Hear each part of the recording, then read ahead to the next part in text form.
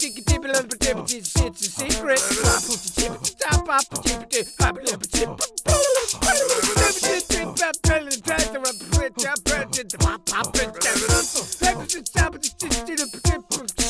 It's a secret. Oh, everything's a disaster. I can't produce this show, and I can't do it. There's too many sliders, too many things all happening at once. I am Jason. This is Fluxtaposed. Come on down to Flavor Town. It's Fluxtaposed episode 262, recorded on May 15th, 2019. Is that right? I think that's right. And hey, we're doing the show. Lucas had a baby. Let's see what shenanigans I can get into. We'll do some stuff. We'll do around the web. And then, hey, guess what? We'll close it out with that sweet, sweet, awkward finish. Thank you for listening. Thank you for watching. But please, enjoy the show.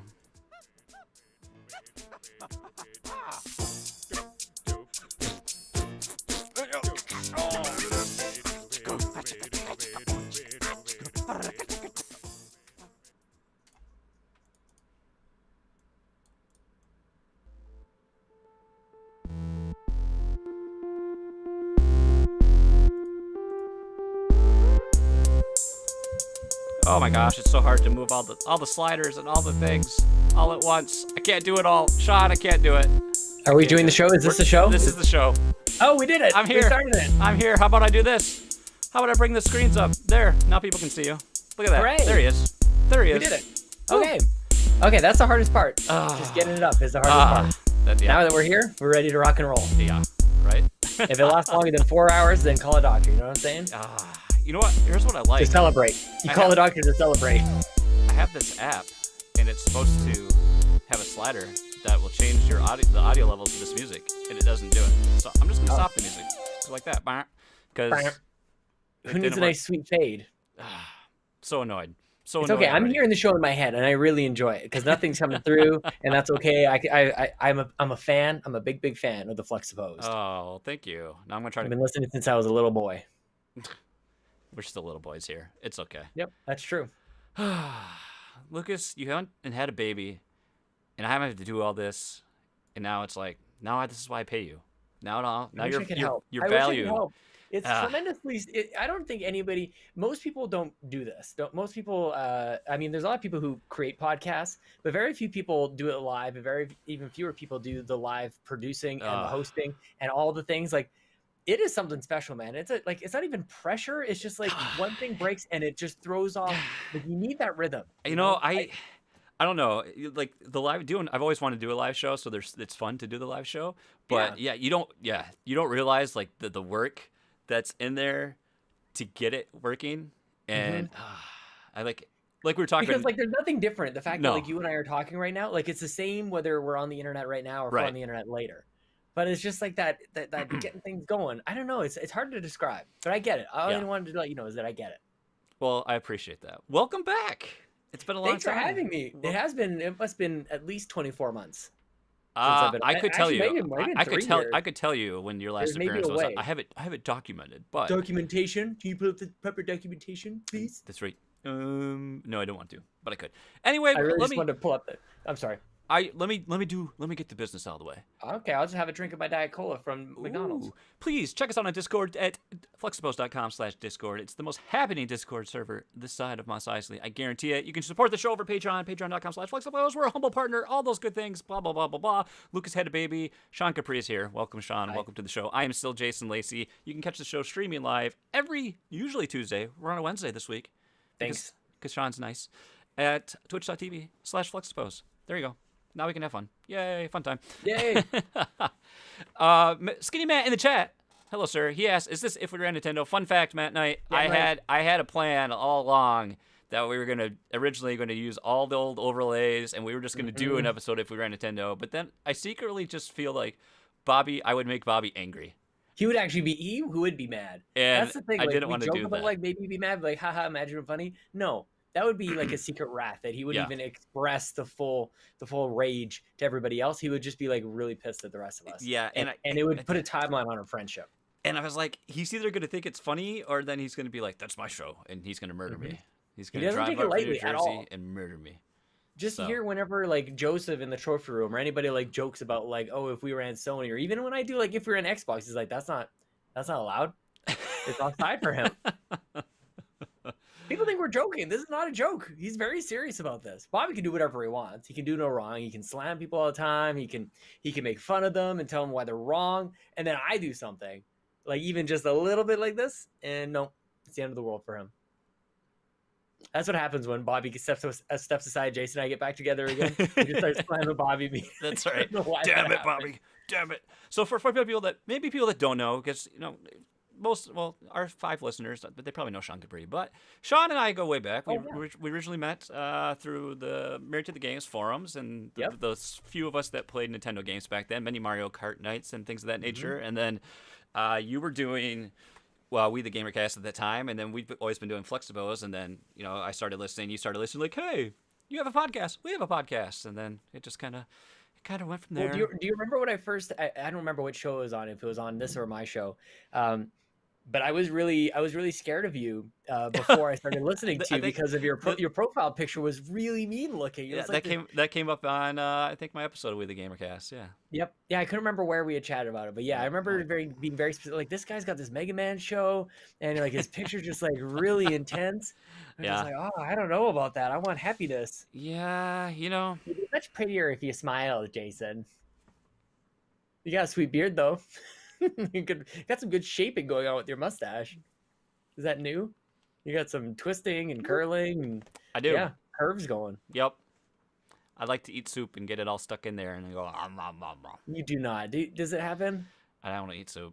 Your beard was pretty intense when you had your kit, though. Yeah, it was. Well, the mustache was probably this long, but yeah, it was probably. I mean, there's a lot of growth there, but I mean, it was like. It's nothing. It was. Yeah, it had like you could grab it. I think my wife would murder me.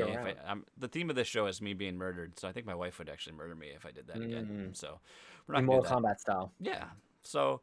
Sean came here to fill in. As for the people that may not know, Lucas had a baby. Baby number 2 had a little daughter, Evelyn, which was born last. Well, we kind of guessed that last week would be the last show before the baby, and then sure enough, he had. I think it was Thursday. Was it hours later? It was like Thursday night that week. So we did the show on Tuesday, and then that Thursday, I think they went in. I was up. I went to bed at like 10. I was like, going to sleep. Yeah. Good night, Discord. All of a sudden, I wake up at like 5 in the morning. And I'm like looking through the messages, like, oh shit, it's happening. It's happening. Oh my gosh. So, congrats to the Rose family. And I'm like, oh crap, I got to fill content for 2 weeks without Lucas. So, we had this going for a while. I planned to have you step in and take the co-seat with me. And then next week, I'm happy to announce that I'll be doing a little reunion show with the Nintendo Shack. Get out of here. Yeah, I'm just going to be extra lazy. I don't even want to do this show. I'm just going to host their stream. We'll do a joint Fluxtaposed Nintendo Shack, and then I'll just put it up on my feed. So hopefully you guys like Nintendo Shack. So I love it. I loved you on I still love the Nintendo Shack. But it's not the same. You got to get back to it. Here's the thing. All right. And if we're in town, go back to 3 shows. When do you guys even record? Can you stream as well? Can you jump on the streaming? Well, as well? I don't know if you look below here, you guys on the Twitch. We got that little streaming schedule, and I think we nail it. I think we stay right on top of that streaming schedule every week. Don't you know? Do you really? Monday, Tuesdays, Thursdays? Nope, definitely not. Maybe I'm a bad friend. No, I think we've probably streamed a total of 4 times when it's not the podcast lately, because Lucas turned into me. I said doing 3 podcasts is too much. I went down to just the show. Now Lucas is ready. And his wife was pregnant while he's making these changes. Like, what are you thinking? He's the permanent co-host on PSVG Prime. He's doing movie reviews for True Myth Media. He's doing this show. I don't know how he does it now. And then he's got 2 kids. I was like, I don't know how you're doing things. You got like 18 shows I've got everything now. I've got my full day is just blocked, and then usually, so we're recording a little bit early. So number 1, a really good way to get permission from your wife to do something like this is say, I promised a friend, which is true. I promised a friend who's having a baby that I would cover for him on his podcast. She's like, yeah, that's understandable. It almost went maybe I should be scared because that actually went over almost too well. But it wasn't so because Lincoln is still up right now. He'll be getting into the bath and we're doing that whole routine. But my point is that normally my entire day from the moment I wake up at about 6 o'clock all the way until 8:30 is it is every minute is claimed. It's ridiculous. I know you're probably the same. You get up earlier than I do. I get up around. Well, I usually wake up about 5. I'm up by about 5:30, and because That's I have to be insane. to work at 7:30, so I'm usually out the door about 7, and then I Ugh. work 7:30 to 4:30, and then come home. But yeah, like I get up, do my thing, usually sleep in. I don't usually get up when I'm supposed to, and then yeah, I'm out the door. I work, and then when I come home, I'm like full. I do as much dad stuff as I can from Yep. 4:30 till he goes to bed. So so that was always conflict with me. It's like my immediate after work is claimed by my son and my wife, and then I want to have time to like quality time Who? with my wife.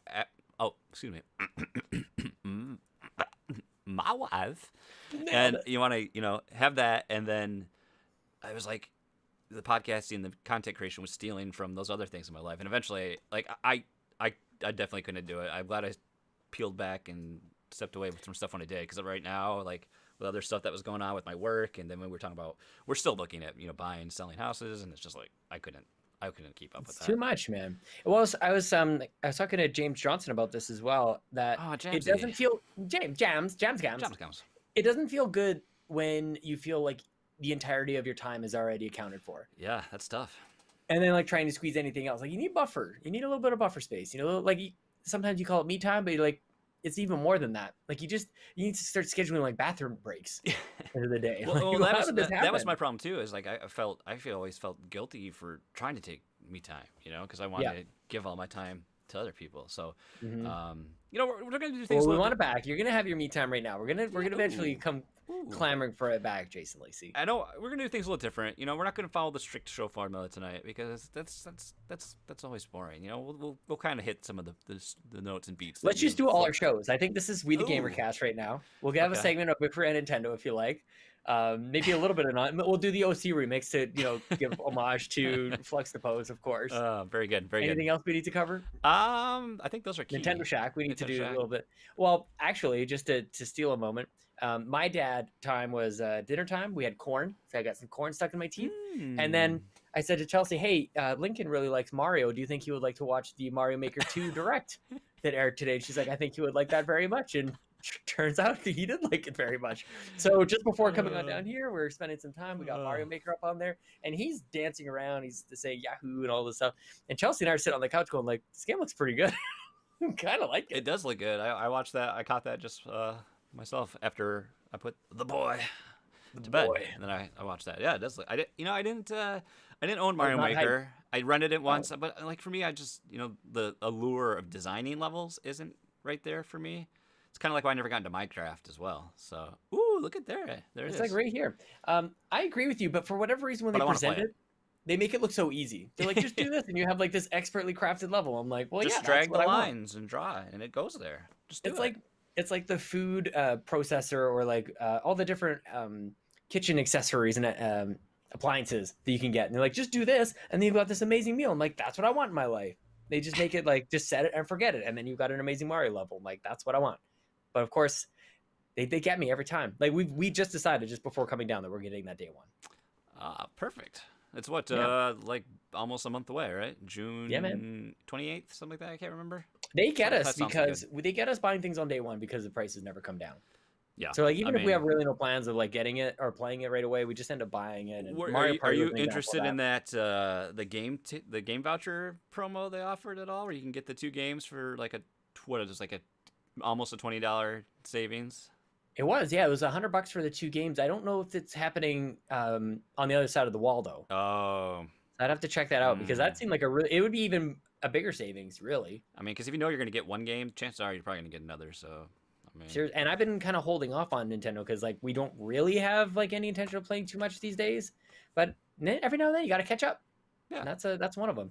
We're also thinking about getting Link the new Super Mario Brothers Deluxe. Oh, we're trying to we're going back and forth on whether or not we should just give him the Wii U.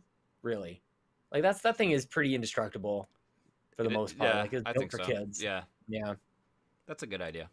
Yeah, pretty good. So yeah, there's your Nintendo Shack segment, everybody. Nailed it. Mm-hmm. So we gotta touch on this here, dude, because I mean, you and Bobby came back full force. I mean, just crushed it. I mean, I understand. I mean, let's face it, Sean. In my eyes, you've always been like the darling of the internet, anyway. And this doesn't like reinforce it. Like, you went from. I don't like this. Firstly, here I don't know how you're doing this because you had your Bobby time, Yeah. and then you had your Mr. Luke Lord driving in my car time, and now you're like, you know what? I need to do like 4 more podcasts in a month. I'm just gonna. It's not like that. It's very manageable. But we can maybe walk through this a little bit. First of all, thank you, and I'll just move on from the compliments. Patreon.com/ just gonna do a little plug there if people are interested. Yep. Don't even say the whole URL, but I appreciate it. You, me, Sean Capri. Okay, so number one, the Pants Patreon podcast for Patrons podcast is the weekly show that I've been doing, which is one of the best names for podcasts I've ever come up with. Better than the Xbox Drive, better than anything else.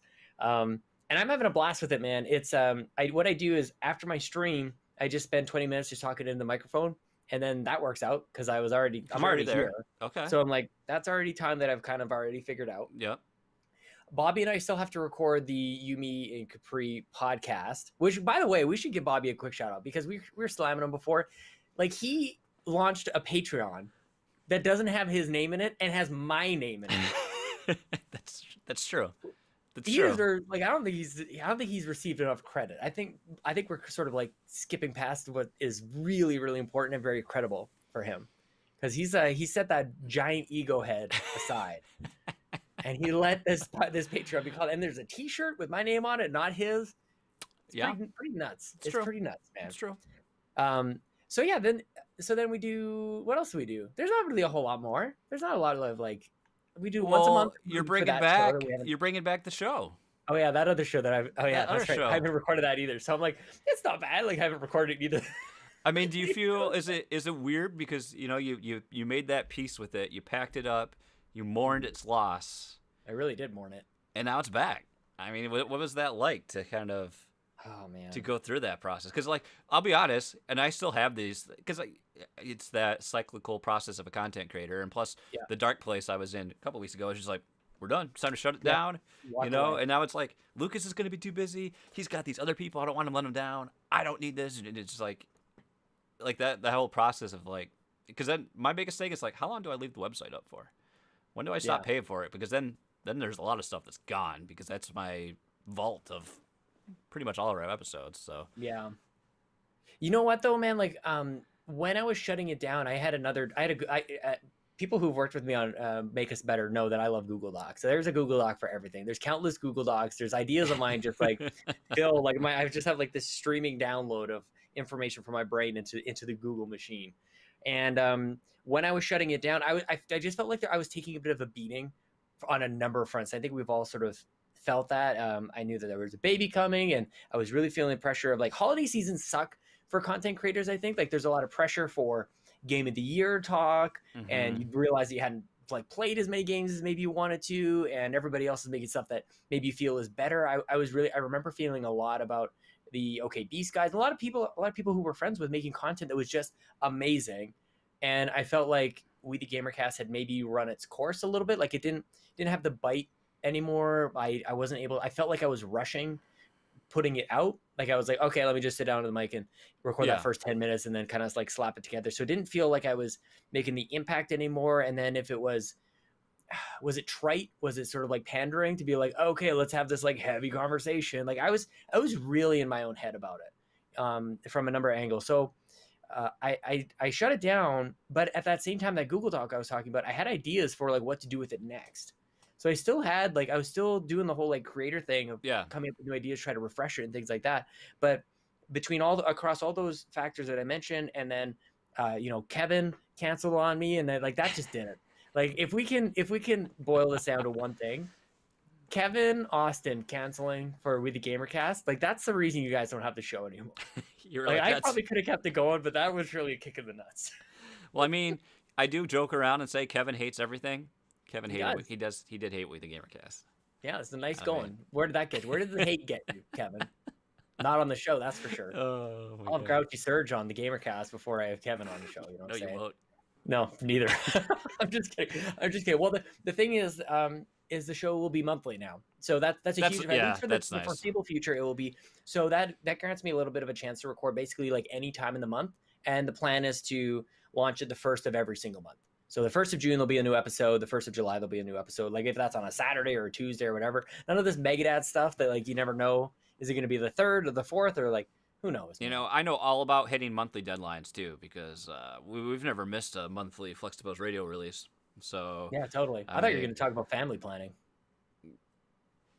Just hit that monthly deadline. You know what I'm saying? And then a baby comes out. I hope I never have to worry about that problem again. Yeah. Take up skateboarding. Or like some sort of like freak circus act where they just hit you in the nuts a dozen times over. I'm a middle-aged white male. I have no coordination or athletic skill or ability. That's why you take up skateboarding, so that you fall on the rail. Then your wee-wee don't work. All right. Think about it. I'll take him. Yeah. Okay. Because like there's a permanent way to take care of it, but that seems too deliberate. You have to make it seem like an accident. Okay. And then you're good. Okay.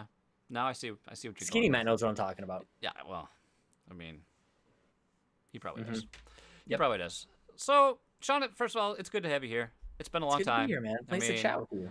I miss the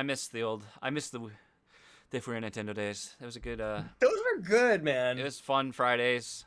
And They were legitimately good. When did we do it? Mondays? Sundays? When did we do the show? We did it Mondays. It's so funny. I don't remember. Chelsea always, she asks me almost on a daily basis. She's like, "Do you have a podcast tonight?" Like, not to be like you're always doing podcasting, but she's like things have changed so much because there was a time when Mondays were the show. We record on Fridays, by the way. I think you asked. Yeah. 15 minutes ago. 10:30 Eastern Standard Time. Bobby's very nice to record that late because that's like the earliest I can get down here. But it's pretty late. By the time we wrap up, like it's past midnight, and he works Saturdays too. Yeah, he's a nice man to me sometimes. I'm gonna crash the party one of these times. That would be amazing. Hey man, it's just on Skype. We're back on Skype. Ooh. Yeah, we're not in this fancy whatever you call this appear in. Yeah. I tried to use Discord one time again, but then it doesn't like video. Discord doesn't like to capture video and then the audio and so. Yeah, this is nice. I like it here. Feels good. Lucas, it's all Lucas. He does all the work. Well, now he's set up, and now he doesn't ever have to come back. Because guess what, everybody? I'm so happy to announce that there's going to be a partnership between the patrons, patreon.com/Fluxtaposed and patreon.com/UBACapri. Jason and I are back. I am a permanent co-host. Lucas has moved on to the PSVG Prime, and he's going to take all his babies over there. And I'm back. Me and Jason, this is it. We're just going to combine the Patreons and all the monies and take over. We're going to build a wall. And the Fluxtaposed. That's what it's called. I don't know why I made myself first. I think that's the last thing you guys need to do with the Patreon is to get a bunch of content creators in there and then get all that craziness. Like, well, who's doing the work? Who's getting this money? Where's this going? It'll happen. It'll work out. Antonio Guillen, we'll just throw Antonio Guillen into the mix, and he'll just glue us all together. He'll just sort us out. He'll produce all the stuff. He'll make it look good. He'll hype the crap out of it. He is the hype caster. I mean, I do have this dream of getting like a good dozen of us together, like just this nonsense, just this total crazy melange of all the podcasters, and do basically like a Brady Bunch thing. You have the screen cap of whatever, I don't know if it would be on Discord or whatever. We're all looking up at each other, talking nonsense, and somehow maybe somebody would like it. You never know. Nobody's tried it before. I don't know.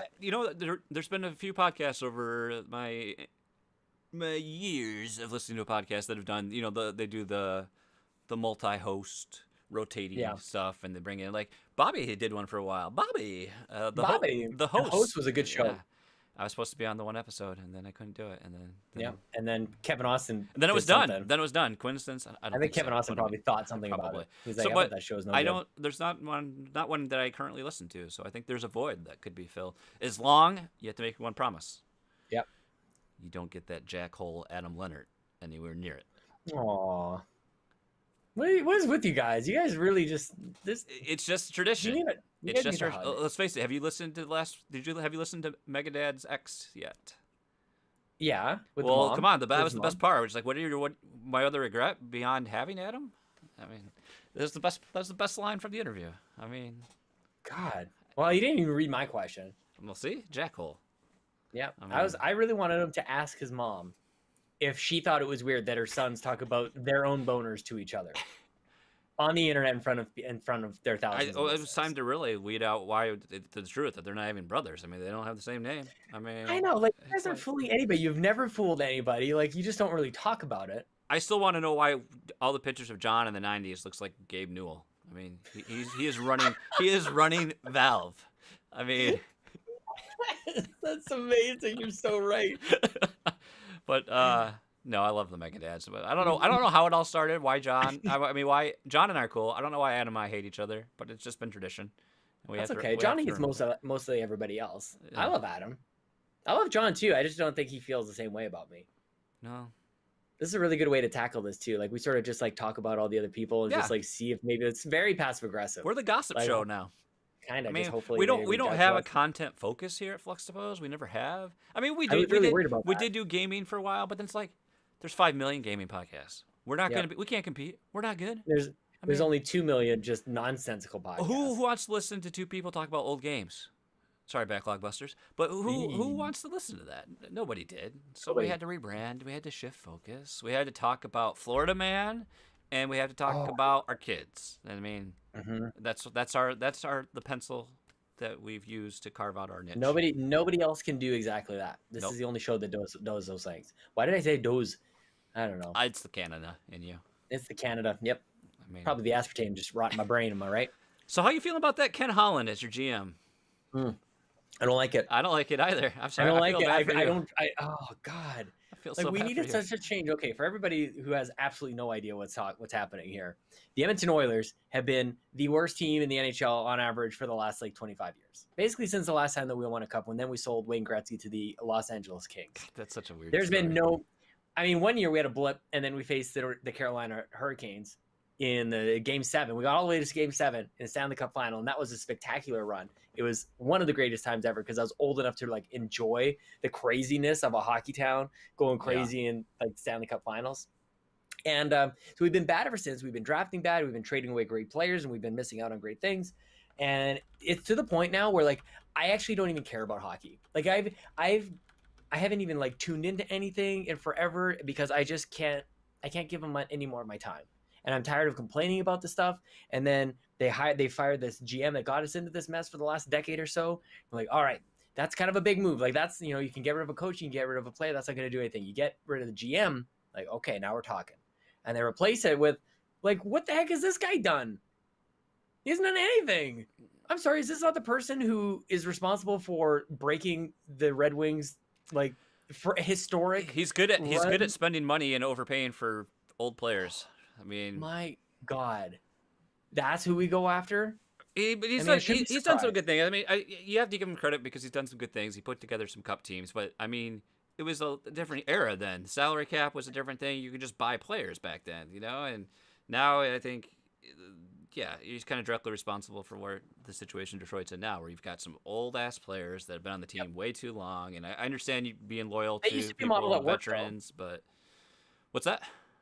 That sort of worked in the past. though. Yeah. Like you didn't always need like the young bucks. You Yeah. like remember Todd Bertuzzi going over to the Red Wings and like Yeah. kind of had a bit of a resurgence. Yeah, I mean, there's one thing. I mean, you can't be as successful as a franchise as they were for as long as they were, and you're gonna fall apart eventually just because you're not getting high caliber talent. You can't just you can't hit. Your scouting's only gonna get you so far, and you can't hit gold in drafts like with Zetterberg or Datsuk in late rounds and have that happen consistently. It's just not a model that's sustainable, but. And who knows? Maybe this is the turnaround that we need. Maybe there was something be. there that maybe he has a strategy. I'm just like I think it mostly just speaks to how I've completely given up on the team.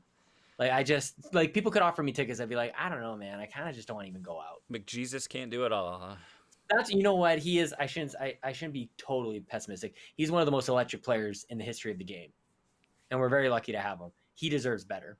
Yeah, which is really like we've got him. We got the best player in the league, and then Leon Draisaitl, and we've had like players like Taylor Hall. I say Taylor Hall. That was like the only bright spot of that team for the longest time, and they're like, "Well, see ya." Oh my gosh, like top 10, like quietly getting like top 10 points in the league in the year, and we're just like, okay, bye, bag of pucks, go like send him over to New Jersey, and we'll get nothing back from him. Like, guys, it's so like that was a moment. That was like a burn your jersey moment for me, which I would never do because I'm so cheap. There's no way I would do that. I got my only jersey is an Alex Hemsky jersey from like 2006. Yeah, well, the jersey I got was Johan Franzen, and then he was permanently concussed like 2 seasons later, and then it's like, oh, that's a great name, Johan Franzen. Yeah. So I now, like Well, I know you know hockey. Nobody else knows hockey, so that's good. Yeah. I don't even. Well, I don't even watch. I I'm don't sort even of like watch. I'm starting to I step don't even away, man. watch hockey You know anymore. what? Speaking of sports ball, did you see that Toronto Raptors highlight Game 7? It was like buzzer beater, turns around the corner, and then the buzzer goes, the ball's in the air, and then it bounces on the rim like 4 or 5 times before it finally drops in, and they win the game like that. Are you kidding me? That's the best sports highlight I've ever seen in my life. I haven't seen that. I'll have to check it out. I even Oh, know. you definitely have to I didn't check even it know. out. I didn't even know who's in the NBA playoffs right now. Me neither. I didn't know either. And this is like I don't care about basketball at all. I especially some people might think that Canadians just default to liking the Toronto Raptors because they're the lone like after the Vancouver Grizzlies. You might recall. Yeah, I remember that. It was a big deal. Mhm. I had a Raptors like starter jacket. Like a starter and stuff back in jacket, the day. yeah, man. Oh, Big yeah. puffy winter coats. Yeah, I and was like, stuff. oh, the Raptors, badass. I have to like that team. And then Yeah, they because were like Jurassic Park was super popular. and I think they had Give me what some more time. they had like 3 good seasons in the first 10 years just because of Tracy McGrady and Vince Carter, and then that lasted like 2 seasons, and they traded Tracy McGrady, and I was like, oh Man, good times. Anyway, No. nobody cares about basketball. No. Nobody cares about sports ball in No. general. But there is no way you can watch that highlight and not smile, especially when you start to see like there's reaction videos going around everywhere and people losing their minds. Like, I don't know. It's just the joy that comes around with like sports victory. Like, there's nothing quite like it until people go like a little too nuts and they start setting their town on fire. That's no good. But when people are like so elated, it's very infectious, man. I really love that stuff. You wait, because Matt brought up about Cleveland Browns, and I think we're going to see a resurgence in that franchise now. I think they're finally headed. I mean, they've been. I know what it's like to be in the dumpster with the Detroit Lions. Now the Browns have been in the dumpster much longer, but I think they got a good upside. I think they're finally going to turn that team around. So you got to start thinking like if that's the and same thing with the Oilers in the NHL. You start to think who could be worse. Like, it's not even like you kind of got to take it one step at a time. You can't think like, okay, we're going straight to the Super Bowl. You got to go, who's going down? Like, who's going to end up like worse than us in the standings? In order for us to get a little higher, somebody else has got to drop down a little bit. So that's the math you got to do a little bit. Again, I mean, if you're going to go full circle, you can compare this to podcasting. I mean, like, that's what I looked for the Megadads. I'm like, they're going to be worse. Make me feel better about myself. That's right. You know? Oh, and it's like, so maybe mean. I should keep doing this, you know? No, I'm just kidding. I like them. Who else can we make fun of?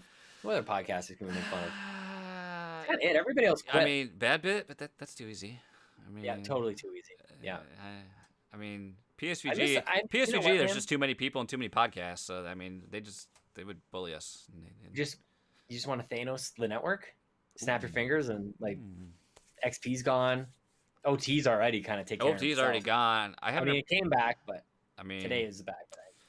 I haven't listened to XP or that's the problem. There's a lot of good shows I missed because I don't have like Xbox Drive. I don't have an Xbox anymore, and I do still want to listen, but it's just like, I don't. I can't stand that show either. Like, it's just very X-body, and like those guys, they don't even criticize Xbox at all. And who records a podcast from? I mean, it might as well be called the Xbox Canada Show. Am I right? I mean, seriously, just those guys. Xbox Canada this, Xbox Canada that. Oh, look at all the great things. Going to E3, no big deal, you guys. Just throw the objectivism out the window, am I right? Because you're going to the drive-thru. Hey, speaking of Xbox podcasts, I was listening to the State of the Xbox Empire podcast with Nathan and Donnie. Ooh. And this latest episode is particularly interesting, especially for dads who like the podcast, because Nathan. So like everyone in about 95% of the internet. All of us, like really, like this is so you guys should check it out because you get a real world example of like what it can be like sometimes. Because Nathan's talking like this a lot of time because he says right at the start, he said, "Gotta keep it down. He's got to keep it really quiet." And Donnie's like, "Hey guys, guess what I'm really excited about? And I've got these amazing ideas about and insights about Xbox." It's kind of like, yeah, I totally agree with that. And here's some other information about that topic that I'd like to talk about some more. Donnie's like, "You're totally right." That's amazing. Donnie's so mad. I love Nathan. You get those two sides. You get the quiet Nathan, you get normal Nathan, or you get bourbon Nathan. And that's bourbon Nathan's a wild card. You better look out. That's all I'm gonna say. I was gonna ask you if this might be a drinking night because I've got my rum. I mean, I might even just do this right now. I mean, it's only $1 at McDonald's. I got a giant Diet Cola here. I got my rum up there by the window. I mean, Sean, I'm not going to be one to tell you how to live your life. Okay. I don't know how many points it is, though. Did I tell you I'm on Weight Watchers? Been doing Weight Watchers the last couple weeks.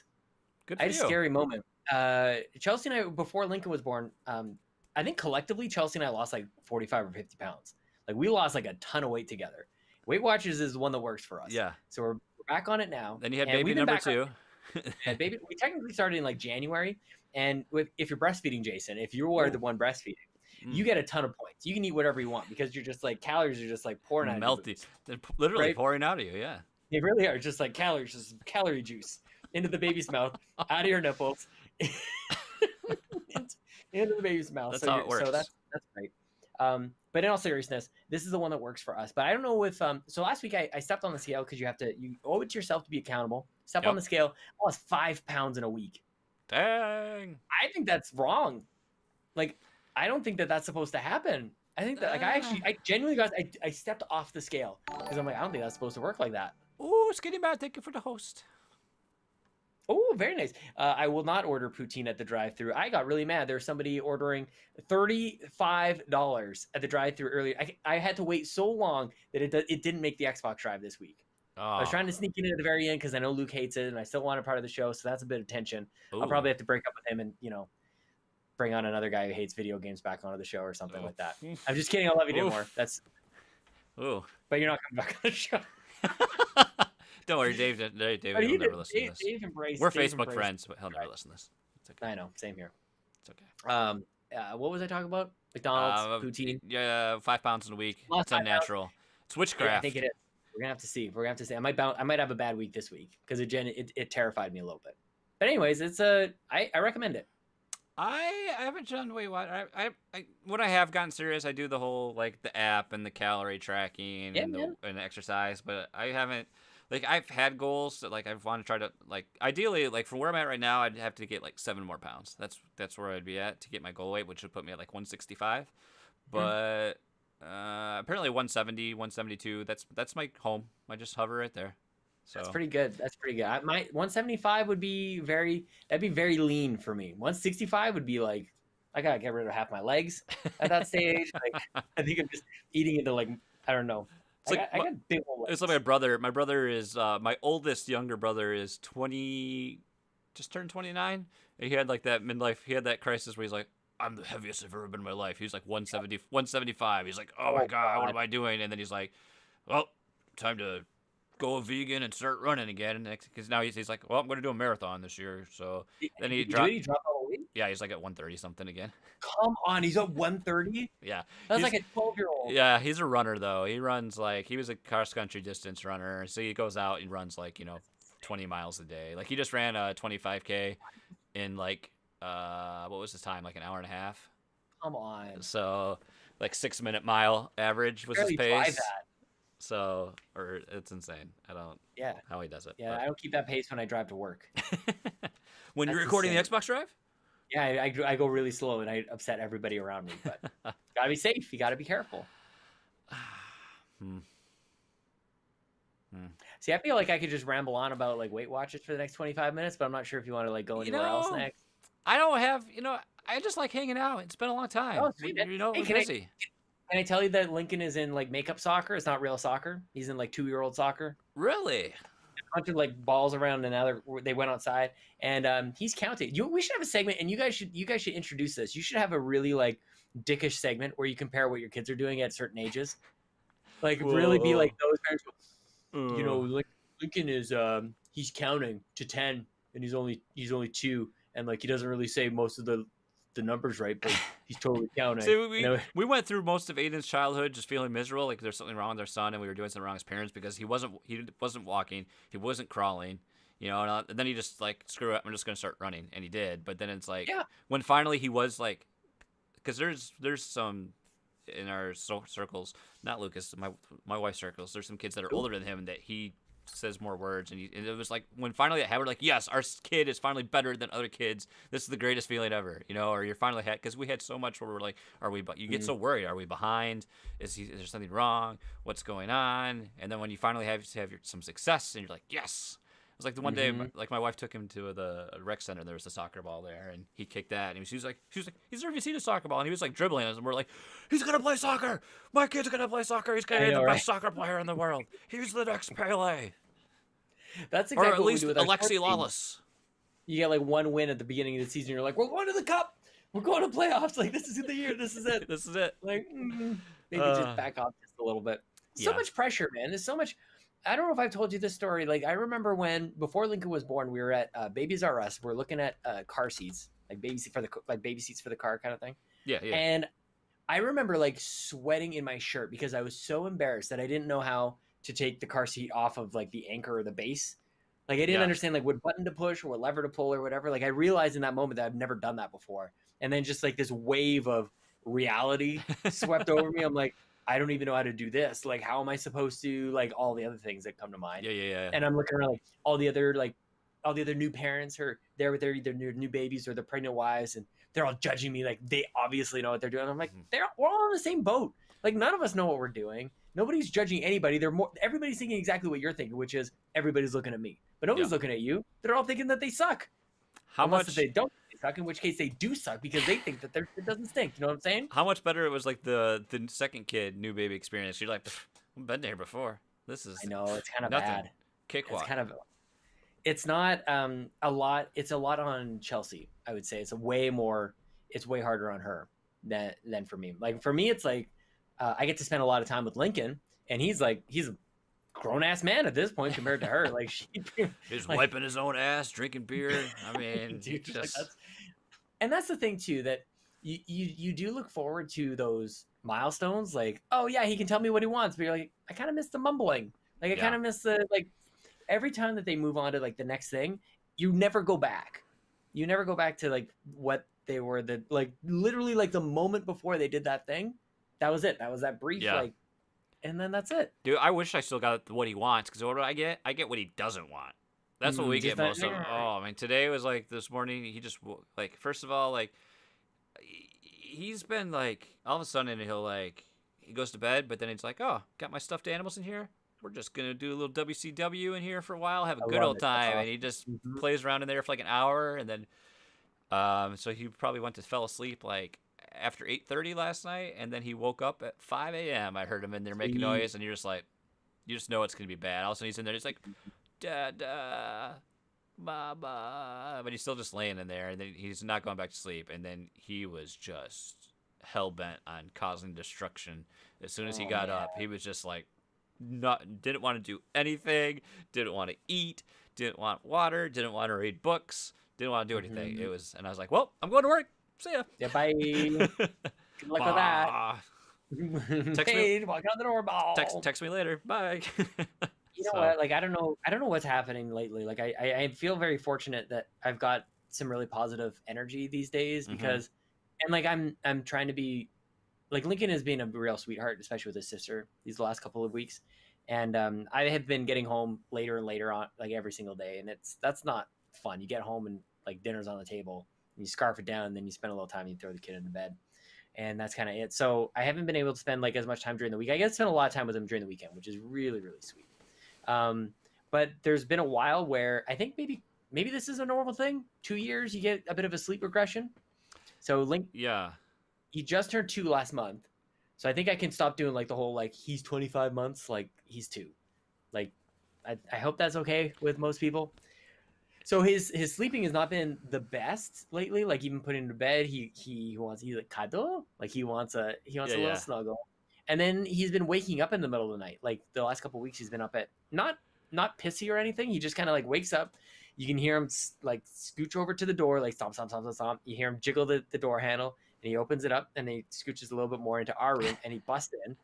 And he just shows up because like the door, like he just beelines it right to me. So I picture it like, do you ever see that one that happened like last year, that one interview where this one political guy is doing that doing the interview from his office, and then all of a sudden the toddler comes in, and then the natty just goes Kramer in there. That's what I imagine Lincoln's like. Just Kramer's his way in there in the morning. But it's all dark. It's all like, it's pitch black because it's midnight. But the same, like, total disregard for, like, maybe there's somebody in there who like wants to sleep, or maybe you should just not stomp around like that. And he comes in, and he just kind of shows up. He's right face to face because he's that height, like just a little taller than the mattress comes off the ground. So I wake up and there's a baby in my face, and honestly, I've not been upset. like I see him there, and I'm like, I'm happy to see him. Like I Yeah. pull him up a little bit. We have a little bit of a cuddle, and then Chelsea, who's up every 2 hours to feed the baby, is like, no, this is not happening. Like you gotta like take him back to bed. And I'm like, oh, but I can't. I don't know. It's very sweet. And one day he'll grow up to be a 30-year-old like me who like talks to his dad like once a month. Yeah. Maybe. That's I think that's the biggest thing that fatherhood has done to me. Is like I'm a bad son. I don't talk to my parents enough. I don't see my parents enough. And I'm like, when my son abandons me, I'm gonna be a broken husk of a human. Seriously. You know? Yeah. So... I'm just gonna. You know what? That's what booze is for, though. That was the original. That's why it was invented. Was because dads were heartbroken. They couldn't talk about it. They have podcasts like this to talk That's about true. it. I don't have Battle of the Beer anymore, so I got to make up Many of that us quota lose our somewhere. sons. Jeremy is off somewhere. I mean, poor Jeremy. I don't know where my son is. I said Jeremy. You know, I don't feel like disrupting the show with a just doing an OC remix break, so I'm just gonna fix that in post. So right here, we're gonna play a random song, and we're back. You did it already. Oh, yeah. So glad we listened to that UN Squadron song that you picked. Can you do that for me? There's a great UN Squadron. It's very heavy metalish, but I really, really enjoy it. I listened to the UN Squadron, the actual original sound, like the not an OC remix or anything, but the full on. There's an hour-and-a-half video of all the songs from UN Squadron on YouTube, and I listened to this on the way to work. And I'm telling you, man, like the energy I've got right now, I am attributing 1,000%, hundo p, to listen to that soundtrack on the drive to work, and being fully aware that I'm rocking out to this 16-bit chip tune, whatever you call it, like Capcom, classic Capcom music. That's what got me going this morning. Got my blood pumping, got me positive thinking, got me super nostalgic. And I was actually in the moment, I was very aware of if you have no like familiarity or if you never played this game before, this is just normal Super Nintendo music. Like it does nothing for you. Yeah. But for me, like the music would like crescendo, and I would just be like thinking about like, oh my gosh, like I just remember getting so wound up about this game and the power-ups and the planes, and like it was so difficult. And if you won, it was just this best feeling, and it was all the things. And I had all that feeling on my drive to work today. So that was me, man. That's pretty epic. Yeah, it doesn't do anything for you, though. That was the second time I sort of described that today. I talked to Chelsea about it. I'm like, because I put on the track for her. She's like, yeah, no, this is just like Nintendo music. I don't. Yeah. Damn it! I'm sorry. Nobody likes this game. I mean, I've never played it. I guess I could look it up on an emulator, though. I could totally do that. I loaded it up on my Super Nintendo Mini Classic Edition. Oh, very nice. Johnny walked me through the whole totally legal process that you can do. Not illegal at all. And that was the first thing I did, man. It's one of my favorite games of all time. I think all of us have those weird games that, you know, nobody else played, but you played it. How about weird, Jay? My brother likes it too. That means it's good. God. I know, exactly. That's so true. My brother's actually really good about it. He's really good at that game. He's like the best at it. Like he has really good strategy. I mean, if there was a Nintendo World Champions for you and Squadron, brother would totally do it. I mean, he gets $1 million plane, like, no problem. Like, that was back in the day when, like, $1 million was, like, a large number. They're like, the best plane in the game is, like, $1 million. You're like, $1 million? No way! I mean, if we didn't have UN Squadron, maybe we wouldn't ever have, what was that one flight sim that was popular on the PlayStation? Where you were, like, you were the fighter squadron, you were, like, some... I'd like to think you were Star Fox, but you were real people and you weren't Star Fox. Like, what the heck? I'm trying to think what was it Ace Combat? Was that the Ace Combat series? So. Yeah, you had to like buy other ships and upgrades, and you do all your like mercenaries and all that nonsense. Did you ever play? You played the PC back in the day. Yeah. Did you ever play a game called Raptor? It was another. I'm familiar with it, but I don't think I've ever played it. Raptor was a great game, dude. That you can actually get it on your phone in this really crappy app game. Like it's the same game, but like you can't play no shmup with touch controls. Come on, Raptor, What are you doing? Did you ever play the Top Gun game on PC? I never did. No. Had some great FMV cutscenes. I'm sure. So good. Joe Sach? Is that Satriani? I hope so. Guitar? I think so. Tom Servo, is that Joe Satriani? Tell me. He'll know. Yeah, I love Raptor. I don't know how to say that. I see that logo all the time. Apogee? So I think. If I just say everything like Lincoln, like anything that I'm not really sure how to say, I'll just say it like him and hide the fact that I have no idea. Tom Servo, fuck if I know. Yeah, exactly. Perfect. Well, we'll just transition. You got any game? I don't have a sound clip queued up for what you playing. So we're just gonna do some what you playing. Okay, go. I mean, anything notable that you're? I mean, what are you streaming these days?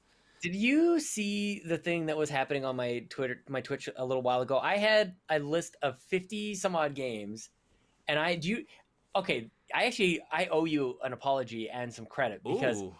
I don't think that I gave you enough credit for using Finally, my time has come. challenge.com or challenge yeah. whatever it's called, the tournament bracket Yeah. little thing. And you used that. I think you built one of the last things I saw would have been the Tecmo Bowl. The Tecmo Bowl was built on there, and then I always had hopes. I always have hopes of doing a. Well, this one it worked for challenge, or would be I wanted to do it actually like Mario Kart, like one night, have everybody on, and you're just doing. You have instead of having like the week-long duration where you have the cups open and you just have the one. You have like 8 courses, winner takes all, and then of course. Smash Bros or stuff like that, but Smash Bros tournaments just don't really. I not to toot my own horn, but I don't think people in this community would want to really do a Smash Bros tournament because here's the thing that you should be like. Okay, fighting games are styled in basically a tournament. Like when you play like single player, like Mortal Kombat, and you're working through all the players and trying to get to like the main. You get to Shang Tsung, I think, is the main boss in every single one of the games, right? Yeah, yeah. That's so like Goro and then Shang Tsung. Yeah. That's you, but in real life. So what we all have to do is we have to have like the actual tournament, and then if you win the tournament, then you move on to the real boss. So I just get to stand there in the background imposing. Like, You're collecting souls as everybody's just dying and getting beaten. I think it was in Discord today, dude 427. My homie, he was like, I should start out a Fiverr. I should start out a Fiverr campaign where I'm a Smash Bros coach. That would be. You should. You could. I was thinking that you could do like a ghost player, kind of like a ghost writer, like where you think like somebody else is playing, but like actually it's you behind the scenes, and they're like acting, like hitting the controller like actors on TV. Like what? How come nobody knows how to play video games on TV? I'll money match you, bro, Servo. We'll do money match. No. My God, dude, that would be. Anyways, so the challenge, yeah. Okay. Well, I did. Fun fact, I think I was busy. What was I doing that night? I think that was actually that night. Believe it or not, because this came up on If You're on Nintendo, was the night I played Greg Caldwell. I think in Smash because Lucas couldn't do the show that night, so we did the show a day late because it was a Tuesday, yeah, because it was your streaming night. I think it was, and I was like, "Oh, Sean's streaming," and I was like, "Tournament? What's going on here?" And then I was like. It was so silly. Before I get to that story, I want to say that we all need to sign like a change.org petition so that every game that has any sort of like competitive element to it has a built-in freaking tournament bracket. Yes. Like, how is that not a thing? That's why I love the tournament bracket because it is very nostalgic and everybody does it and relates it to March Madness. But man, back in the day, we would have like Killer Instinct and Street Fighter 2 tournaments like all over everything was a tournament. Everything was like winner goes on or some sort of like structured competition that way. We always really enjoyed doing that. So I can't believe that's not more integral in the game experience. Talk about accessibility. I want to take it to the next level. I thought this was 2019. Yeah, I thought it's like 20 years ago we thought of this idea. We got the internet. We can't do this. Well, you got to get the tournament bracket DLC. Okay. I pay for it. It's coming to Mortal Kombat. It's probably won't ever come to Smash Bros. Well, wait, I forgot. Smash Bros has it in the offline mode, but they don't have it an online. Like what the crap, man? Like come on. It just anyway. I had a serious case of choice paralysis where there was a Sunday and a Monday in a row where I was flipping through my Xbox and all the games. There's just so many games on Xbox. I couldn't decide what to play. I've got games there. I got PC. I've got too many games. All these things are happening. And I literally spent my evenings, Sunday night and Monday night, flipping through it, and I couldn't decide on a game. I wasted 2. That's the worst feeling, too. I wasted so much. It was terrible.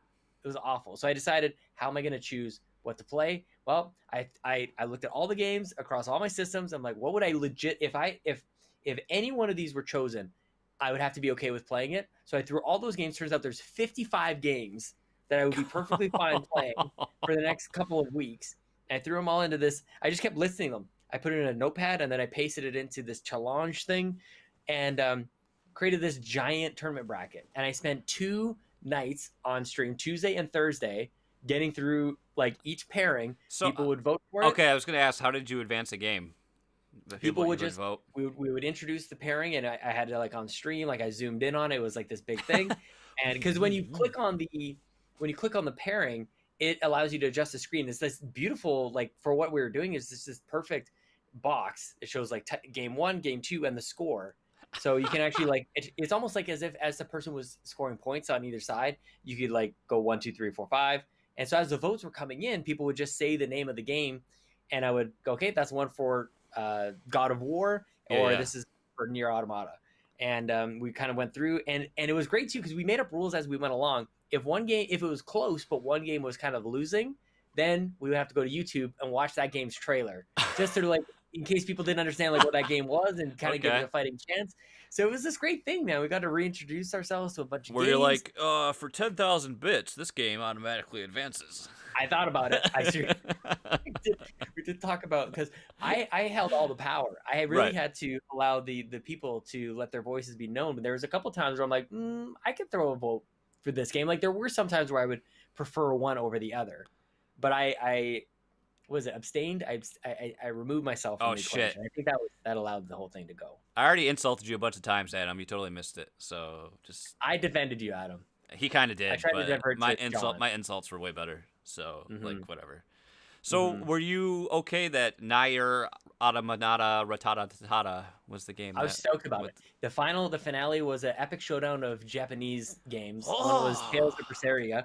Oh, hey, I think I mentioned this on the Pants podcast, or I don't remember. Maybe it was on stream. On Metal Gear Solid, at the first, you're talking to the DARPA chief, and he says something like something's located in the second floor basement, and Snake goes, "Second floor basement." Like, is that a line that anybody like recognize that? Like, I quote that all the time. Me and neighbor Matt, we talk about that all. It's second floor basement, but I don't think that's a thing. Mean, I'll be honest. All my knowledge of Metal Gear now is derived by the Ego Raptor and Metal Gear Awesome. So all I hear now is, you ever have diarrhea, but don't hurt when it comes out? So satisfying. It's so good. Yeah, I got him. I gave him the codes. Yeah, that's all anyway, I know. Although I did listen. What is that that social media platform now, or Cameo or whatever? You know, there's all the celebrities, you know, and you can pay money and they'll just say the things. And it was like I saw it got retweeted where someone for a graduation present for her son, this mom had gotten like a 30-second clip from David Hayter. So he was just just talking like Solid Snake, doing it. I need to get on that because I want to do something with the Patreon where we give credit to the patrons and get somebody like famous or like semi-famous, like D-list celebrity or something. Yeah, I love that. So it was great. So he was doing this whole Solid Snake voice. That's awesome. Yeah, it was well, cool. I mean, he's not doing it for real anymore, so might as well get moms to pay him $15 a time to do it. It's kind of a sad story, really. You know, but reminds me of Mickey Rourke and the Wrestler. I bet you Screech is probably on there.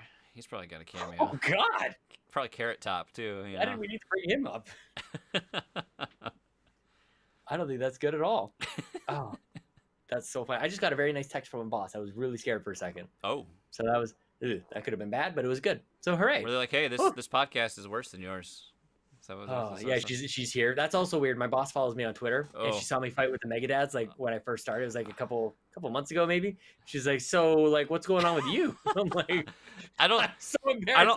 I don't think any of my bosses use Twitter, but then like, I don't, or at least I don't think anybody. It's just weird. I think all my coworkers, like, we get a lot of the younger generation. I think they're all like Snapchat and that stuff, and it's like they're gender swapping over there. So I people are like, I mean, although it's pretty obvious, you step into my office and there's like a Breath of the Wild poster, there's this other thing, there's just so whatever. But yeah, I'm glad people don't need to follow me on Twitter. Yeah, it was super embarrassing. I don't want that anymore. No. So Japanese games had a face-off in this bracket: Nier Automata versus Tales of Berseria. And I have had this game for a long time, and it's one of those, like, I gotta get back to it. I'll get back to it. And I didn't realize how long I'd been saying that to myself until I fired it back up. And it's like, the last save was, because I played for a few hours, and the first save was January 28th, 2018. Oh, wow. 2018 was, I'm like, I've been saying I'm getting back to this game for over a year, and it feels like yesterday. Wow. that is so. It was so sad. I feel like in that moment, I felt like I lost 16 months or whatever it's been. Oh yeah. That's just. It's like that classic Adam Sandler movie that everybody adores, Remote Control, with Adam Sandler and Christopher Walken. Christopher who? Christopher. I can't do it anymore, man. I used to have a great I was hoping. Christopher Walken. Oh my god, I can't. All I You do guys is go, all- wow. That's all I got. You know. Oh, I want to believe that it's just gonna come out properly. I know that it's just gonna like get disappointed. I've never had like words like almost come out, and I'm literally just like the filtering is pretty hard. Did you know that I did in high school for like they did like airband competitions, and I did the Fatboy Slim song "Weapon of Choice," Oh, yeah, where yeah. it was Christopher Walken dancing around the hotel. I did that in front of the high school. I did that whole dance. I can still like, yeah, man, That's this good. I was all impressive. by myself. I got a suit on and everything because my dad's suit didn't fit. I looked because I didn't have a suit. We're poor. It was mostly just a jacket and pants and probably a Mickey Mouse tie because that's what we had in the house. Oh no. Good Oh, dear. times. All right. Yeah, man.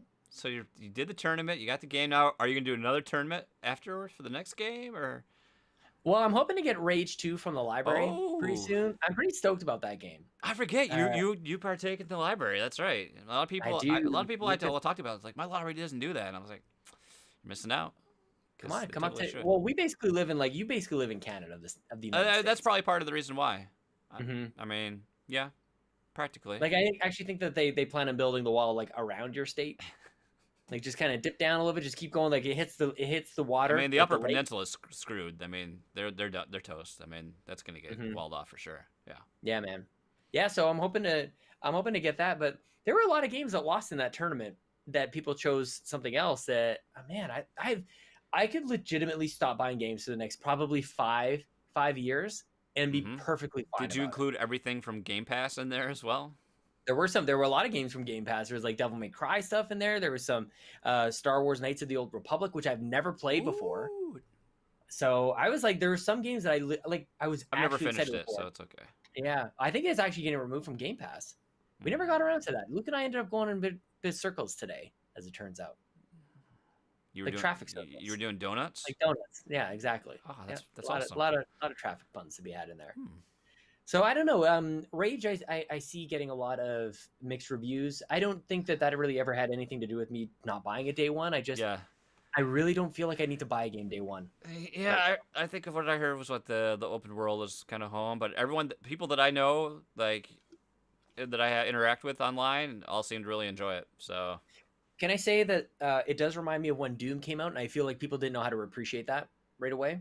I feel like it took a little while for it to like come around. Like, hang on, this game is badass, man. yeah, Doom was awesome, Doom was awesome. and I So played it, don't- and I played it on the Nintendo Switch even, and it was still awesome. Dude, that'll never forget that. You completely fooled me. It was so smooth, and like I guess maybe part of like the streaming, like I wasn't looking for Yeah, that's true. fidelity, but it's like the frame rate was like kind of like it was that scary smooth. I mean, don't paying attention. All of a sudden, that Cyber Demon all of a sudden looked like the Doom SNES version when it downscaled. But I mean, the frame rate was still there. I mean, Whatever, man. I mean, I didn't notice. I was just very plus I could. you were too busy being amazed by the gaming prowess on display. I was. I mean, I wasn't gonna say exactly that, but along those lines, like I know you play on PC, so I just thought like, well, Jason's playing PC, like that's because he's the Master Race kid. Auto aim works so great, you know. Aim Auto aim, assist, good turn thought. that That's aim gonna- assist all the way up. That's terrible. Auto aim just throws everything off. You don't even know what to do. I just remember the first time my buddy downloaded an aimbot for a game and showed it to me, and all of a sudden you're like, you see players like through walls on the other sides of maps, and you're just like, headshot, headshot, headshot, and then That's you what get it's like get kicked and banned. Babbitt's just throwing red cards around. He's getting headshots. People in the temples. It's not even fair, man. I believe it. That is not me. That is definitely not me. I'm not playing. I'm playing. Well, I'm juggling actually more games right now than I ever have because I got a gift card from work for signing this up on the internet. Like when we moved to internet plan, we got this like they're like, here you go, here's a you get $100 rebate, and then I was like my bosses don't know I have this card. I was like, I could use it for business expense, and I put the feelers out there. Everyone on Discord's like, no, just use it. I was like, yeah, Oh, I don't that's care. awesome. I was like, you know what?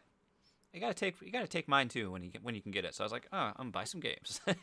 But So what'd you get? well, I have well, I had, like, let's see, this year I bought Katana Zero and I played through that. But recently I got SteamWorld Quest when that came out, which Very I good. think I'm like almost like through Act 2 in that, so I kind of slow rolled that. So I'm playing that right now. Forever ago, when it was on sale, I got Starlink for like $15, Cool. which I think it's worth it alone just for the R-Wing for that. So I've Definitely. been playing through that here and there, which I've talked about on the show a couple times already, but it's still a lot of fun. But let's face it, I just play it like a Star Fox game, and I think that's why it's Mhm. fun for me. But it does get like, I can see how it can get really repetitive really fast. Where Just you're just basically like, strafing the entire time. yeah, and it's like, well, Unloading I gotta resources. kill all this stuff on this planet, and then I fly off to the next one and do it again. And Yeah. although I feel like trying to do some of the alternate, what are the bandits or whatever the purple faction is on there. I think that's, I I can't don't think I remember. played it past my first night with it. Oh Where there's wow, pictures of me looking like I'm holding yeah, it away from Lincoln. Yeah. yeah. And just the way I was sitting. Sometimes I sit off to the side. I'm off kilter most of the time. It's like What can you say? it's just really hard, and I would die. But let's face it, I'd like just to use Fox's special where you call in one of the Fox team and it plays the classic Cornelia music, and I can just do that over and over, because every time I hear that I'm like, this is the best game ever. And then I'm And like, again, like, do kids think that that's great? Like, do they right, get pumped by that music? right, Like, is it music exactly, alone, or is it the memories of right. Mountain Dew and Cool Ranch chips? So I do want to snag the DLC for that, the Star Fox DLC stuff, and keep playing that. So I kind of jump into that every once in a while, and then what the hell else was I playing? There was like another. Let me look at my Switch here, because I feel like there was. Should we check? Should we update people on what is available on Humble Bundle? You can get the Call of Duty Black Ops 4. What? You Holy can get crap. that. There's a Vegas Pro bundle, which I think for anyone that wants some video editing, like $25, Vegas Pro is probably worth it alone. Shakedown Hawaii. How could I forget Shakedown Hawaii, which I've been waiting for forever. It finally came out last I week. love that this is getting hype. I like that people are talking about this game. I will say this: Donnie is very positive, and he really loves that game. But for me, I'm still kind of like, I enjoy it, but I have to play it in small bursts, because it is like it harkens back to like old school GTA. This is like Super NES GTA in a way. You got that 16-bit graphics, but it's like they tried to do a couple things, but It was one guy. You can't even say they. Like Brian Provinciano's like a dude. That's true. It. And like in the scope of the game, it set out to have these couple different systems, but they don't quite achieve what you want, because the whole concept is you're on Hawaii, you got this island, and you're trying to you actually play the same character from the first game. You've had this empire, and it's fallen, you're out of touch, out of ties, your business is failing, and now you got to try to rebuild it. And so you're like taking control, buying all these properties up, and growing your income off of that. Then meanwhile, you've got the story missions that you're doing, whether you're sabotaging other businesses, trying to scam your way into money, and then you got like some side missions along the way. But really, there's like, I don't know, like the story missions are all really quick hit, and you kind of just do one and go really quickly. But then like they all kind of, I don't know, after doing a couple, I'm like, I need to like step away for a little bit, and then like you can go and shake down shops to increase revenue, but it's like there's like 5 different activities that you're going to do. So if you do a bunch in a row, you're probably going to redo one of those same set activities, like, oh, I have to smash all the displays in your store. Oh, there's a gang outside, I have to shoot them. Oh, I need to cut your hair. There's stuff, you just do those same actions, so that kind of can burn you out too. And like really, there's not a lot. Like I feel like he could have done more with like the whole property management. It's almost like Tycoon in a way. If you had to manage your properties or do some more there, but it's essentially just like buy more buildings, increase your revenue. And the more properties you own, the more money you're going to have. So there's like no strategy there. It's just buy them because you have the money and you need to buy them. I don't know. That sounds actually appealing to me. Like sometimes I just kind of want a little bit, like that's kind of like arcadey. Like it can get a little too much. So it's like surface level stuff that sort of feels good. But if you're not feeling, maybe it's a vibe thing too that you're not really feeling. Yeah, and like the whole thing, like I remember from the first game, like when you'd kill citizens, like the cops would be on you and like decimate you. But like it's so easy to like run over a bunch of people and the cops will chase you, and I just go to the next mission and then it resets. any like threat level or whatever, and then it's fun. You go on, but The first game is like very or loosely based on like Back to the Future. yeah, There's it a lot had of Back had to a the lot of Future. like pop culture, and yeah, I mean it had a DeLorean. There was a clear rip off of Doc Brown and all that whole stuff, and this one it has a lot of gaming, and I guess it still has pop culture. So like it makes fun of like storage wars and that way, and about storage units. But they had talked about DLC and gamer fuel and stuff like that. So I mean, it's still much tongue in cheek and with things like that nature. And I don't want to sound like I'm negative on the game, but I am enjoying it, but I just feel like I'm playing it because I want to play it. I'm not like I have say to that you play it. did. Yeah, just kind of That's say that I podcast finished thing, it. man. It's just like it's okay, but I feel like I've been waiting for this game since it was announced. Back like shortly after this, like that first indie presentation we got for the Switch 2 years ago, and then it finally came out, and I was just kind of like, Yeah, that was the thing. I remember being very excited about it because I liked the first one as well, but I really had to keep that in check when it finally did come out. I'm like, do I really need this? Like, I'm really doing that a lot with games these days.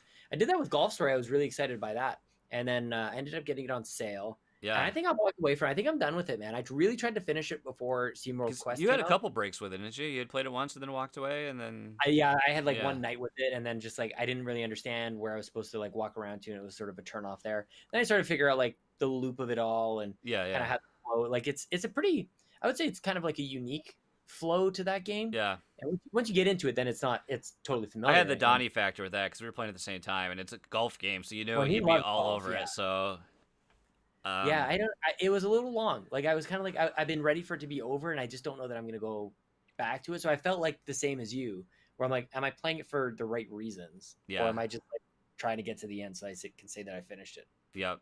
And I think like I could think the same thing with Shakedown Why. It's like did I have to buy it right when it came out? Because I could. It's not a first party game, so it actually You had would a have gift gone card. on sale. That's the best You know. situation. You know. Yeah, it's basically free money that you spent. That's true. That's a good point. And I get Like, more gold coins, to keep exactly. that That's keep when that you train spend flowing. stupid money. So You either that's spend true. stupid money or you get really like frugal about it for no good reason. You're like, oh man, like this is free money. I got to spend this as wisely as possible. You ever get like that? Like I've had a Oh, gift yeah. card in my wallet for a long time. Oh yeah, I usually do that. Oh well, I had planned to do that with all my Christmas money, and then then my car was like, hey, guess what? Why don't you give me $800 instead? And I was like, oh, okay. Well, at least you didn't put Okay, that car. into your Xbox account and then pre-order Anthem, only to change your mind like just right before it was possible to. I canceled my pre-order, and now I've just got basically $80 sitting on my Xbox account instead of like. Can maybe I could go we spend it on can we say bullet dodge though? I mean, Oh, for sure. And the funny thing is, I've been doing that a little bit. I originally had pre-ordered the last Call of Duty game because I really like. I'm one of the only people who's like outwardly would say I think the Call of Duty games are great shooters, and it's okay to like them, at least according to me. And I canceled that pre-order. What did I move it? I moved it to Red Dead because I was like, I still have Call of Duty games that I could play, but I don't really have a Red Dead game. And like, surely that's going to be amazing. And that is one of my biggest regrets I did last year, man. Holy crap! I bought it day one. I pre-ordered the thing, and only a couple hours I legit deleted that game. wow, done with it. It's Never not going like back. I am. Huh? It didn't even make the list of the. It wasn't even my top 55 games to get back to. It wasn't on the list. Wow. It did. Like even Bad Bit had a great voice about it. He got me all hyped about it. But no more, man. Man, I watched a movie. what'd you watch? I watched it. I in preparation for the show. Not really. It just worked out that way. But I'm always jealous. Lucas is always like, "Yeah, I watched like this show." Dude, I don't know watched, how he watches all those movies. Honestly, it is insane. Like, is he like me with podcasts? Is he watching movies on like 2x speed? Is that a possibility that I'm not aware of? I don't know. I don't know how he does it, man. Because like I'm from very I can't. I just can't do it. I watched Get Out. Oh, that's good. It's a great. That's So great. I love. This is like classic, like dad of two kids watching a movie from like 2 years ago, and it's like I cannot wait to tell you about this movie and my opinion on this movie that's 2 years ago. But this movie's banging. I really enjoyed it. I felt like there wasn't with horror movies. I feel like the payoff is never great. There's always a reveal of like, here's what's actually going on. Yeah. Like because so much of the buildup is like you don't know something weird is going on on all these thrillers or horror shows, and then when you find out what it really is, and it's like that sucks. There's a Wizard of Oz, a dude behind the curtain, whatever. Like, but this one was like legit. I loved everything. I thought everything was earned. I thought the acting was creepy as hell. There's the one of the, I don't know if you can I call her a servant. She's like a lady who works there. She's one that says like no. Yeah, I know what you're talking about, but you know, whatever. I mean, One of the most chilling. I don't know if I think it's a monologue. One of the most chilling like pieces of acting I've ever seen in my life is that brief scene with her. Kind of just like you kind of tell like she's trying to warn him, but like no, like he's starting to figure out what's going on, and she's like no. And you can see she's either being something's happening in her mind. It's weird. It's weird stuff, man. Yeah. Try not to give things away though. That's I really enjoyed it. I really want to see his next film. What was that called? Us? Wasn't that his next one? I think. Oh, Jordan Peele's next one. Yeah, which we never got around to because we never. That's one thing we did. Like we never do anymore is go out to movies. So because I saw my one movie of 2019. I saw Avengers in the theater, and that was it. Yeah, I still need to see that. Yeah, I gotta figure. I'm still trying to figure that out. Mm-hmm. So, I did watch. We've been watching. It's a documentary series. Well, we watched actually in its entirety True Detective season 1, which was really good, which I really like. Who was the pair in that one? That's the one with Matt. All right. Matthew McConaughey and Woody Harrelson, and it was always awkward though whenever we watch Colin Farrell in the next one. Yeah, we've watched one episode of that one, but it's always awkward when we're watching anything and it's like a little sexy time with my wife, and it's like. It's kind of weird when you watch stuff like that because I don't know why. I know it's just awkward for us. Mm-hmm. In a funny way. And then we watched that, which we really liked. And I started watching Chernobyl, which is on HBO. Oh, I gotta check that out, man. And I've watched the first 2 episodes. These horrible disasters. They're like, I gotta watch this. That's what it is, man. You know, I don't know why. I watched 2 episodes of that, which seems really, really great. I mean, it's different. It's kind of much more of a slow burn. And it's much more like.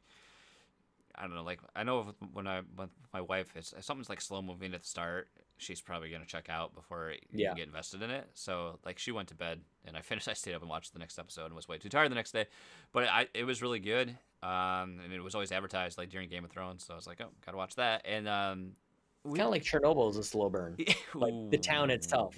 Still. I mean, everything I know about Chernobyl, I learned from Call of Duty. So, I mean, thanks, Captain Price. And lastly, we started this a while ago. It's on Netflix. It's called Street Food. It's a little documentary series, 8 episodes, only 30 minutes each, really easily digestible. And this is volume 1, which is Asia. So I'm hoping they're going to do different regions and do more. But it just profiles like different. I think one was in Bangkok. Another one was in Malaysia. Indonesia, and then another one was in I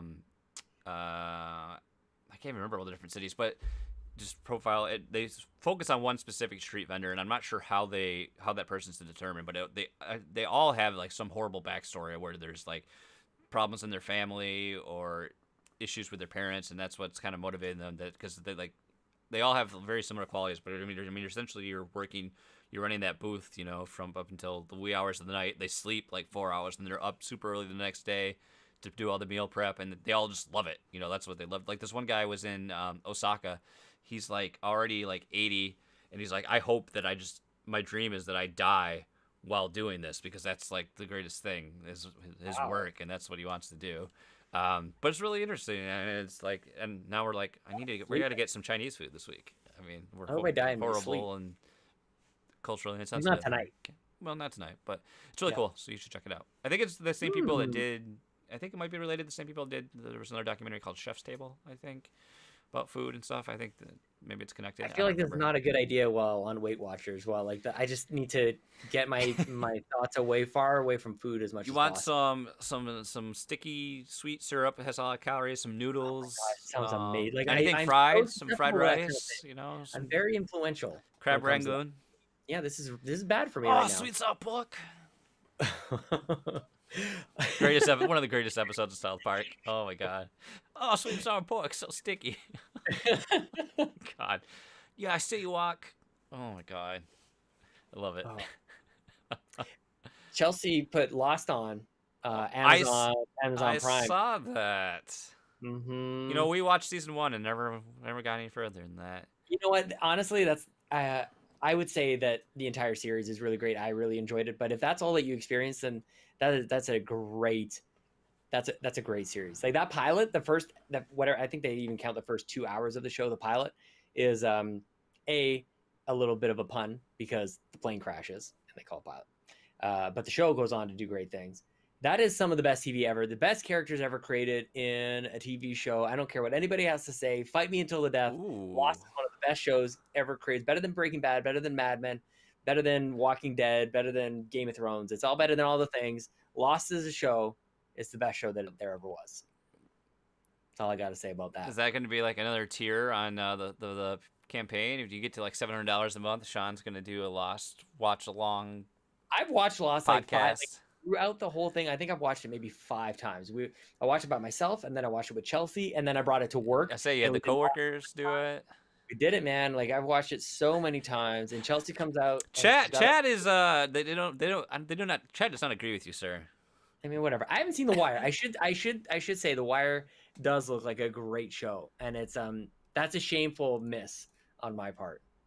Oh, hello. But definitely, I feel very confident saying that it's better than Walking Dead. Mad Men, I think I could I could talk about Mad Men. I think it is pound for pound better than Breaking Bad. I think that might be a close one for some people. There's just so many characters, man. It's so inventive. It's so crazy. I really quite like it. I like Jack. Like Sawyer, shoots a polar bear in the face. Ooh, yeah. Like not that I hate polar bears, but it's just. But I mean, if you're gonna shoot a polar bear, you might as well shoot it in the face.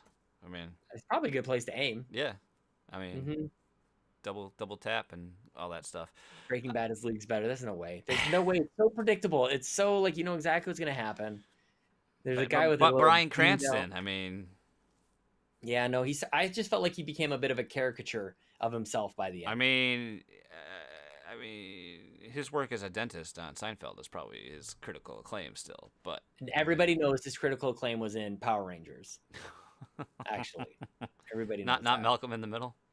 Nope, that was way after. He was past his prime by then. I'm totally kidding. I think he's amazing. I don't want to downplay thoughts on Bryan Cranston, but Lost is a much more complex show. Much more. Sean, would you like to end the show how we apparently now? It started out as what's around the web here in Fluxtaposed land, but now it's basically just Florida man. I love it. I mean, that's what it's come down to. Although I do have a non-Florida story, but we do have some Florida man stories to talk about tonight. And this first one, it's related to video games. I saw this actually on I can't remember what site originally. Maybe it was just Go Nintendo, but Florida man gets 5.5 years in prison for stealing a Nintendo Switch. So, there you go. 36-year-old Kyle Sullivan, Cape Coral, Florida. He stole a Switch out of somebody's garage while he was wearing his work uniform. It was caught on camera, so then they could usually just go to the employer and say, "Do you know who this is?" And they're like, "Yep, that's Kyle Sullivan." And now, well, he's gone to jail for stealing that Switch. Son of a gun. Don't do that, everybody. Oh, Florida man. What do you ever learn? I love me some Florida man. I mean, it's so funny because when I went to Florida, I thought it was lovely, and then you come back out of that place, and you come to understand that everybody thinks that place is crazy. There's also a twist you guys can do in this game. I enjoy my vacations in Florida, but now it's like I'm afraid that I'm gonna, get killed by Florida man or something. Could be killed by. But that's the thing; it's never really anything like that intense. It's always something stupid. Yeah, so I don't know if it's like. Usually involves a lot of times it involves bath salts and stuff too. I mean, it's crazy. I mean, you get the stupid stuff where like they had a crocodile. Like last week, we had that woman that had a crocodile in her pants during a traffic stop, or someone that throws an alligator through a drive-through window. But then you get the crazy like I'm gonna murder you stuff. This one was actually shared by our friend Tom Servo, who's here tonight. This is political Florida man breaking a source close to the Florida man who raised over $22 million on GoFundMe in the "We the People Will Build the Wall" campaign just revealed today that the money has been diverted to pay for a $1 million yacht and high-flying lifestyle. So this Florida man just conned everybody and did not build the wall, and now he's got a yacht. So good on you, Florida man. It sounds about right. It's so good, man. Oh, I kind of wish that they would have built like just like 10 meters or I don't know 10 yards I guess of wall, but like 100 feet tall. Like they should have still put it towards the wall, but it wouldn't have done anything. Right. I mean, a small section that you're not gonna get up and over. I mean, maybe planes would. No, I want to. Some people go for the long con. He just did the short scam, and it all worked off. And my last around the web story for tonight, it's not a Florida man. Sorry guys, but What? it was shared by one of our local media outlets here in beautiful Grand Rapids, Michigan. And this comes from apparently a brewery had didn't take place in Michigan, but a brewery had its delivery truck stolen. And so they said, you know what? How are we gonna? This was the Unknown Brewing Company, which is in Charlotte, North Carolina.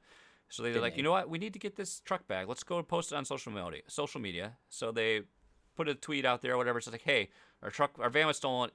If you help us find this, whoever helps us find it, we're gonna buy you and give you a keg party. Oh. Literally after they did that, And like 45 minutes later. bunch of tips come in. 42 minutes later, boom, they had the van. So yeah, probably from the people who stole it. Yeah, exactly. It's not listed that if, like, it even says that I think in the post, even if you stole it, bring it back. We'll give you the party. We don't care. We just want the van back. And it wasn't doesn't list here if maybe they if it I don't know. It's not listed. They caught the people, but the power of beer. Man. It just that's the thing. We should all act as if like everything's cool. We'll just have some beer afterwards, and we can just settle this like idiot drunkards. Yeah. Not that we are idiot drunkards. We're just gonna settle things like that and just move on, and everybody's happy. I don't have to sue anybody. Nobody's gotta get locked up. Just buy me a little something nice, and it will be sweet. I'm okay with that. So that's a nice metaphor for life. Nice story. That is a nice story. I've learned a lot. I feel like you've really enriched my life today. I feel like I've grown quite a lot. I'm going to be a better person. Same here. I'm gonna try. Probably not though. Yeah. No. Probably not. I think if I say I'm going to be a better person and I'm not, does that make me a worse person than if I originally just didn't even intend on becoming a better person? I think my nose is about to bleed if I think about this any longer. Yeah, I think so. I'm afraid to start the theme up because I don't think the slider's going to work and it's going to be like super loud and it's going to you just do like the yoga? And it's going to oversaturate your voice. So I'm going to do tests. I'm going to test play the theme song. Let's see what happens. Okay, let's try it it's out. really loud. Don't break it. It doesn't do it. Loud? It doesn't do it. It's not working at all. The slider doesn't do it. Boo. I'm not going to outro it then. I'll have to fix that in post too. God, worst show ever. Chop one of like an older show. Just take something from an older show and just like paste it into the end to like close things out. It's so dumb. I blame this stupid program called Fubar. I don't know. It's because why? It's because I launched Voice Meter. I launched Voice Meter earlier, and it probably messed with all my audio settings. Voice Meter. It's garbage. It never works. I know. It's very complicated, and there's a trillion videos on the internet showing you how to use it, and none of them show me exactly what I need because everything is slightly different because there's a trillion different configurations. I'm pretty sure how many episodes would you have Lucas like, God damn it, Voice Meter, this thing is just get rid of it. So without it. With that said, Sean, thank you for so much for coming on. It was great having you. Thanks for hanging out. I'm here forever, man. Thanks for. I'll be back next week. I'll be back. Oh, that's right. I mean, this is it. Lucas is done. You're the permanent co-host for Flux to Capri Party Time with the Pants. That's right. I like it. That's right. Bobby can come too. Why not? Bobby, come on too. Drive your Honda up here. Let's do it. We're going big. So with that said, thank you. Oh, Honda, Toyota. That's close. Thank you to all our patrons, but special thanks to our Arborist of Awesomeness, Josh Brown, Kevin Austin, Kylie, Tyler Ellen, Thompson, Tiny Reese, Matt Knight, our executives of excellence, Edwin Callan, Dude 427, and Bob before the Crusaders of the Legion, Mr. Josh Barboni, Dan Anthony, Devin Titus. Thank you all for your support. We appreciate it. Go to patreon.com/Fluxtaposed for ways that you can do the cool things to help the kids and do the things. And Bobby, I'm sorry you have a Toyota. That is it. Good night. Oh, there we go. I got it on my phone. We got it, everybody. We did it. I forgot that I had this song. I remember loving this song. I'm like, I gotta have this. You need to teach Josh how you got that because he couldn't get that download on his iPhone. I asked Lucas. Oh, perfect. There you go. Ask Lucas. Thank you. Everybody ask Lucas for the MP3. Ask He'll Lucas. send it over to you. Good night, everybody. Do Yoda. Goodbye. Yes. Bye-bye. Xbox drive. Bye.